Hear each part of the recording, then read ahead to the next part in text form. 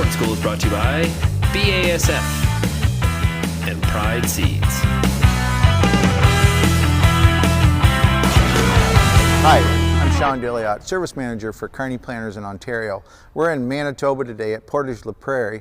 It's kind of snowing outside in the middle of a snowstorm, so we can't get this unit outside to give you an infield demo of how to set it up. But we're quickly going to go through the various points of what you should be doing when you first get to the field. Most of the time when a person pulls into the field for the first time, or even after they've owned the planter for quite a while, the first thing they want to check is the depth control. That's not what we should be doing. We always should be starting at the front of the planter, working our way back for setup. So the very first thing we want to check is the level of the planter, because that adjustment affects every other adjustment you're going to make after that. So simply pull the planter into the field. And also, one thing we should mention is you should never set a planter up with it full. You should only have it a quarter full, because if you have it full, anybody can set it up. You've got enough weight to hold everything down. We want it a quarter full so that we can check to make sure we've got enough down pressure and everything else. So fill the planter quarter full, go to the field, go down the headland, don't check it there. Go back the field in the normal part of the field, and then stop the planter with it in the down position and check the level. On today's new modern planters, we don't want to check the level of the tongue anymore. We want to check the level of the row unit. The straight part across this on the row unit, or the straight of the frame. And what we want is we want it level to the ground. Okay, we want it parallel to the ground. That way we know that we're proper. If we don't put it parallel to the ground, it affects the angle of the seed tube. If we're low on the front, like the majority of planters are, the seed tube is angled up, and therefore the seed is placed partway up the trench, and you're not getting uniform seed depth. So always adjust the level in the field. Make sure that it's level. If you can't get it perfectly level and you have to be either slightly up at the front or slightly down at the front, what you want to do is make sure that you're just slightly up at the front. But I would prefer to be more parallel to the ground than anything.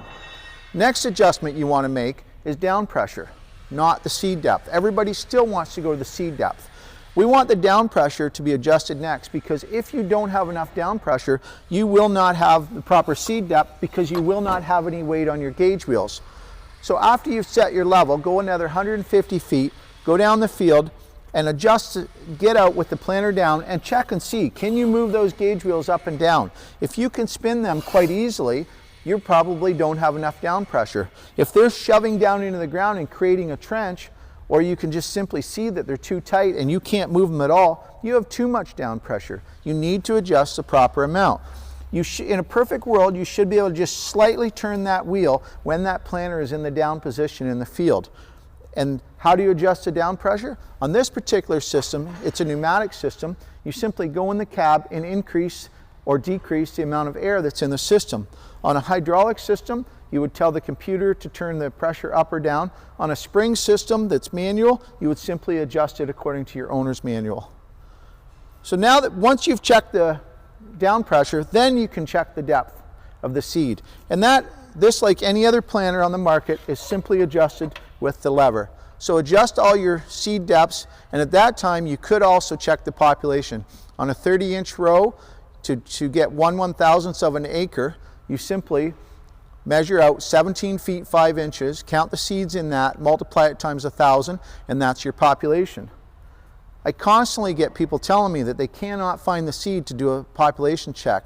We simply undo the pressure on the closing wheel tailstock, and we chain this up.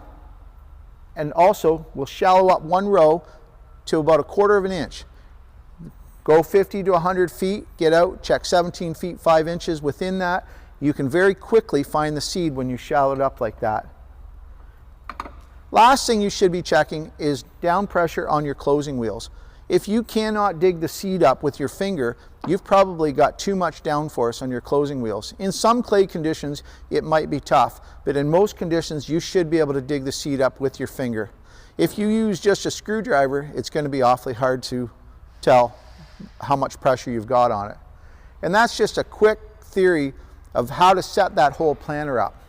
Also, we want you to be careful of your ground speed. If the row unit is hopping and up and down, you are driving too fast. You want that row unit to go smooth through the field. The majority of planters plant corn at 5 miles an hour, 4.5 to 5 miles an hour. So keep in mind that speed. if you use some of these points to help yourself out this spring, you should have a better season than you've had before.